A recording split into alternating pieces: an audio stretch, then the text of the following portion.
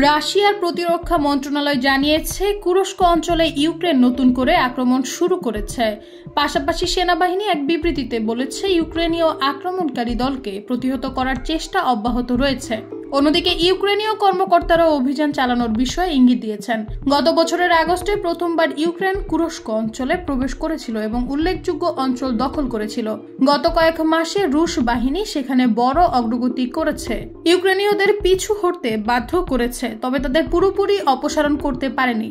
রাশিয়ার প্রতিরক্ষা মন্ত্রণালয় রবিবার টেলিগ্রামে পোস্ট করা এক বিবৃতিতে জানায়, মস্কোর স্থানীয় সময় সকাল 9টার দিকে কুরস্ক অঞ্চলে রুশ বাহিনীর অগ্রযাত্রা থামাতে শত্রুরা দুটি ট্যাঙ্ক, একটি প্রতিবন্ধকতা বিরোধী যান, সাজোয়া যুদ্ধযানের সমন্বয়ে আক্রমণ চালিয়েছে।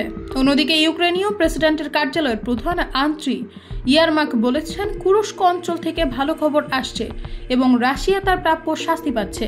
এছাড়া অপপ্রচার মোকাবেলা বিষয়ক শীর্ষ ইউক্রেনীয় কর্মকর্তার মতে কুরস্কে রুশ বাহিনীর মধ্যে বিপুল উদ্বেগ বিরাজ করছে।